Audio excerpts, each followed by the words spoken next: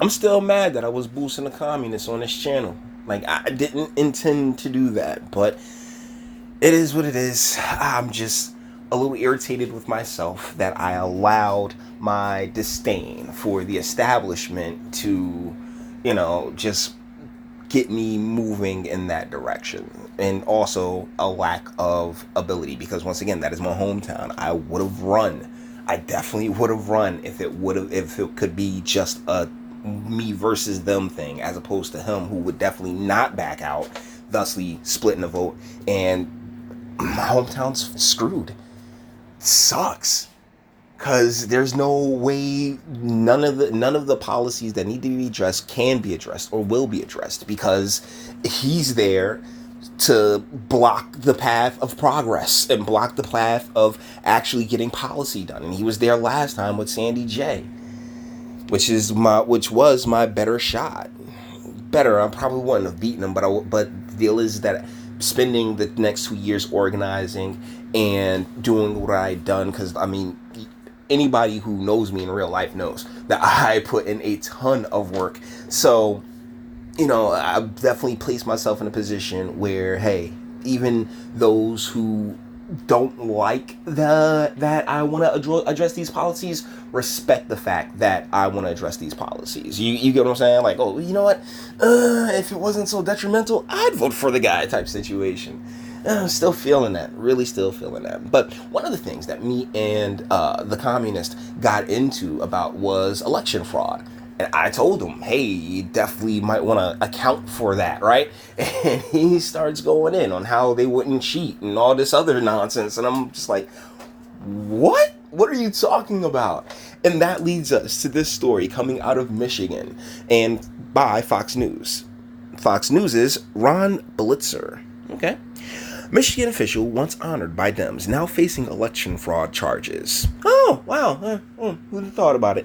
Who'd have thunk it? And Fox News is definitely pressing the fact that they were honored by Dems, but let's be real. And I want to be very honest when it comes to even my county, Essex County, New Jersey. Your awards account for nothing, at least in my book. It's just, hey, yeah, let's pat each other on the back. Most of these awards go to people who they know have, like, little mini followings that would pay 25, $50 a plate to come and see them get an award. That's really how they judge who gets an award, not really anything based on what they have actually done to uplift or, empower and push the community forward or address these poverty rates or the bad policies that have created the cesspools which are these communities. They ignore it and they, oh my goodness, so much award. And this is complete jack shit. So let's get into this article. A Michigan official who earlier this year received an award from the state's Democratic Party is now facing 6 felony charges for allegedly forging records and falsely marking absentee ballots as invalid during the 2018 election. Sherikia Hawkins, I believe I got that right, city clerk for the city of Southfield, was arrested Monday after the Oakland County Clerk's Office noticed discrepancies in voter counts while certifying absentee ballots from Southfield. State police investigated and found that records had been altered so that nearly 200 voter files were improperly listed as invalid. Our elections are the foundation of our democracy, and under my and Attorney General Nestle's administration, there will be no tolerance for any actions that undermine that foundation, anywhere, anytime, by any person or official, Michigan Secretary of State Jocelyn Benson said in a statement. According to court documents, Michigan found that 193 absentee voter files were changed in the city's computer system to say that they either had no signature or no return date, when they had both valid signatures and return dates. Police stated that after Oakland County Election Director Joseph Roselle found that Hawkins had submitted altered reports, his staff found the original ones in a trash can at the Election Division office. Wow, you couldn't even shred them, huh? You couldn't you couldn't even take the time to shred them. Gee, oh my goodness. You're sloppy. You're sloppy, okay? I hate the fact that I'm in a weird position where I can critique criminal activity, but yeah, when you do something wrong, cover your tracks. Benson was insisted. I'm sorry, guys. Benson insisted that the alleged fraud did not affect the outcome of the election. Doesn't matter. It really doesn't matter. You have to do a do-over, because guess what? Something's there. No fraud at all is optimal. Okay, no, regardless of the no. Well, it doesn't. No, it does count. That's a dumb statement to make. All valid votes in the election were ultimately counted, and the final official vote total was accurate, she said, according to the Detroit News. Hawkins' arrest comes just months after she was honored May 18th at the Michigan Democratic Party Legacy Dinner, where she received the Dingle 11 Award in 2017. She was listed among the 40 under 40 by the Michigan Chronicle, according to a government bio from her previous role as Pontiac City Clerk. Of course, well, I mean, we all watch Daredevil, if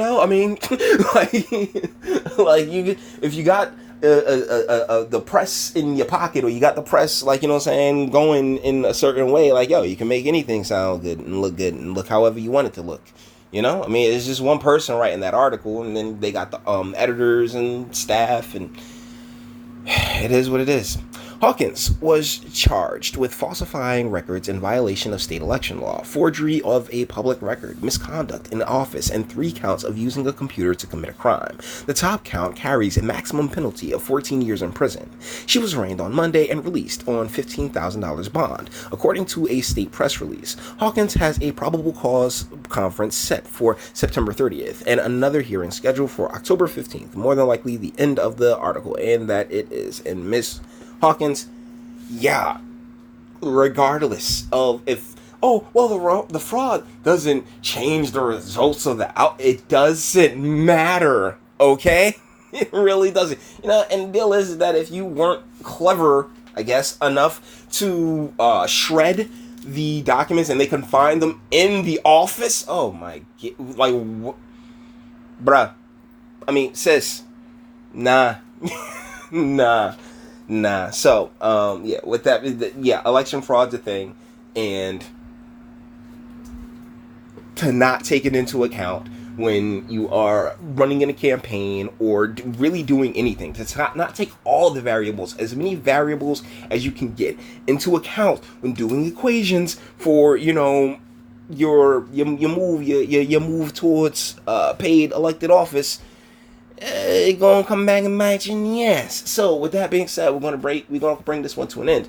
All the internet stuff. If you liked it, toss it a like. If you dislike it, do that too. I'm not scared. Sub if you enjoy my fantastic voice. You want to get videos like this every single day. Share, because sharing is caring, and YouTube and BitChute and the like, they really don't like me like that. And speak. Let me know, what do you think in the comments. If you were running for elected office anywhere, wouldn't you think that your competition would do any and particularly for the paid positions?